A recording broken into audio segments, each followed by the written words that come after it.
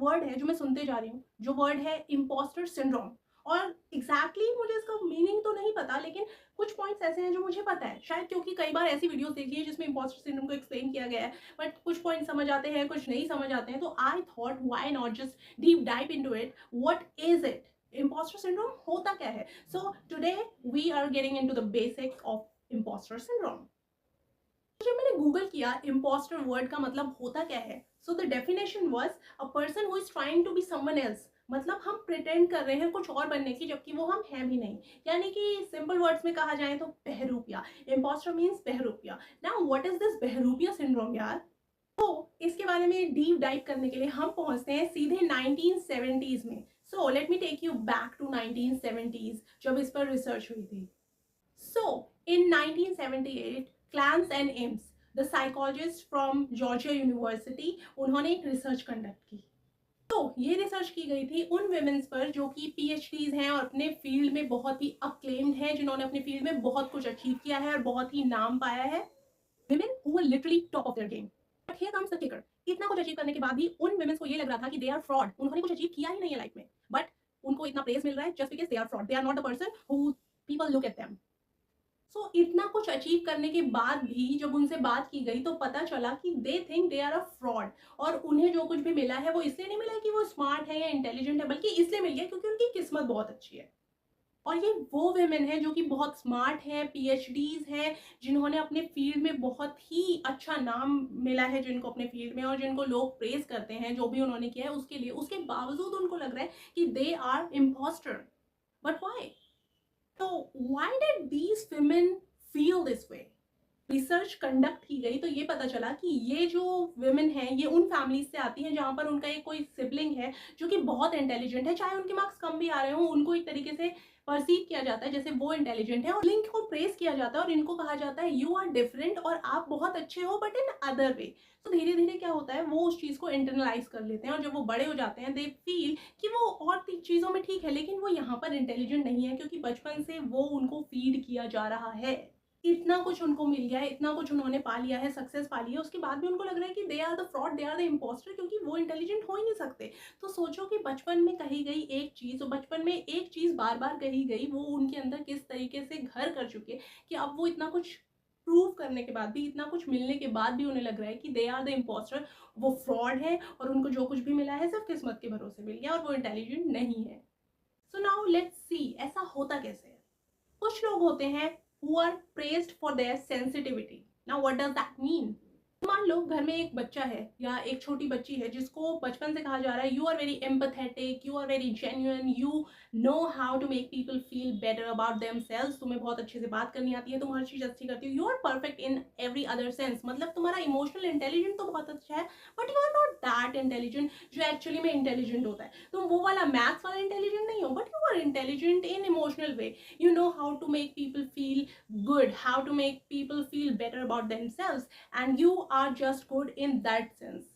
अभी कुछ बुरा नहीं है, उनके इमोशनल साइड पर हाईलाइट किया जा रहा है जो कि पॉजिटिव ट्रेट्स हैं, but at the same time उनको नेग्लेक्ट किया जा रहा है उनकी एबिलिटीज पर, इंटेलेक्चुअल एबिलिटीज पर। इसलिए जब उनको वो प्रमोशन मिलता है, उनको जब वो अचीवमेंट मिलता है, तो उन्हें लगता है कि क्या ये मैंने सच में अर्न किया है, क्या मैं उतनी इंटेलिजेंट हूँ, हाँ शायद मैं लोगों को समझती हूँ, लोगों को अच्छा फील करवाती हूँ, लेकिन सक्सेस मिली है, am I really good enough to get this success, और ये जस्ट किस्मत से मिल गया है। Now the other thing, some kids are just raised as perfect child, they are praised as perfect child. This is exactly opposite. अब यहाँ पर बच्चे को कहा जाता है कि you are perfect in every sense, तुम जो करते हो हमेशा अच्छे करते हो, तुम जो भी करते हो तुम उसमें हमेशा फर्स्ट आओगे, तुम हमेशा अच्छी चीज़ें करोगे, so you are perfect in every sense. So यहाँ पर उस बच्चे को लगने लगता है या आई एम परफेक्ट, सो अब वो परफेक्ट है हर सेंस में, but till the point the reality hits them when they become an adult. बड़े हो जाते हैं तो एक प्रेशर होता है कि मुझे सब कुछ परफेक्ट करना है, क्योंकि मैं हमेशा से परफेक्ट हूँ, हर कोई मुझे परफेक्ट होता है, और अगर अब मैंने गलती कर दी so that will be an issue in my life.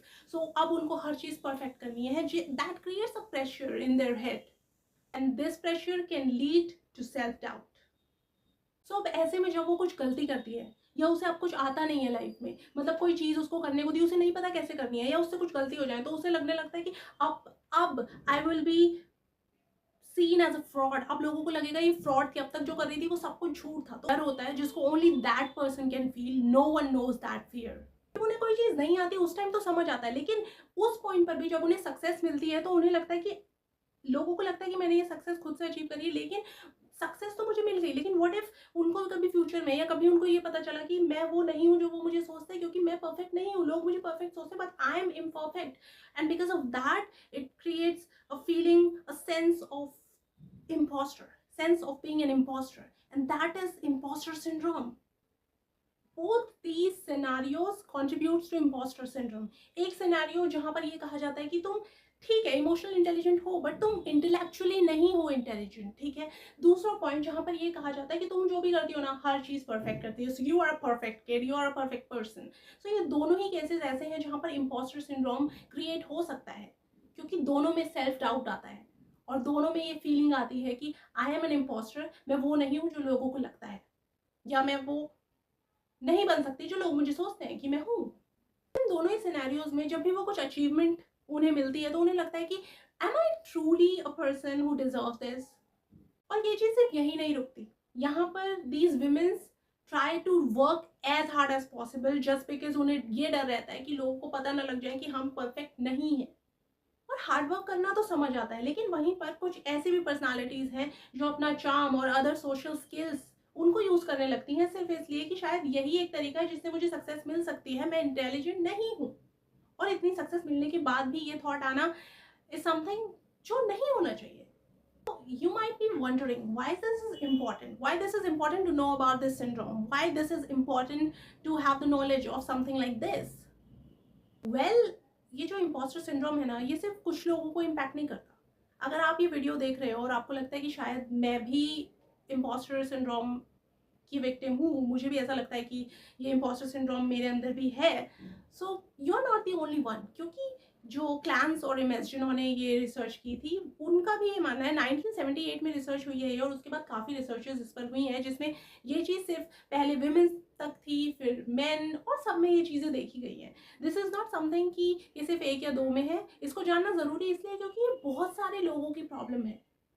And this is not only about feeling unworthy, but it is also important to know where these feelings are coming from. ये चीजें आ कहाँ से रही हैं, क्यों? So if you have ever felt out that you are not good enough, all your successes are just random, remember this thing: you are not alone, and this is not only your story. People are suffering from it, and these feelings don't define you. The only fact that you are concerned about how you're getting or achieving stuff, it means that you are very, very concerned about whatever going on in your life, whatever you are doing. The very fact that you're questioning yourself, it shows that how thoughtful you are about your life, about your achievements, about your successes. Knowing this was really important, क्योंकि अब जब आपको ये चीज़ पता लगी कि ये चीज़ सबके साथ होती है, you are not the only one, then you can try to improve upon it. This is normal to think, but उसके आगे जाके हमें कुछ और करना है. We just don't have to be stuck with this thought that I am not good enough, I am not capable of anything. You can do anything and everything that you are trying to do. So keep working on it. And thank you so much इस video पर आने के लिए, इस video को देखने के लिए। एंड मे बी मैं इसी टॉपिक पर शायद कुछ और डीप जाने की कोशिश करूँ नेक्स्ट वीडियो में, because I really want to know more about it, क्योंकि मैं सेकेंड वाली कैटेगरी में आती हूँ, सो मुझे भी वो चीज़ देखनी है, because I am not perfect and imperfections are beautiful sometime. So ये वीडियो भी परफेक्ट नहीं है, इम्परफेक्ट है, but I love it. So keep sharing, keep loving, and keep doing whatever you want to do and achieve more successes. And let's get on the journey with me. Have a great time.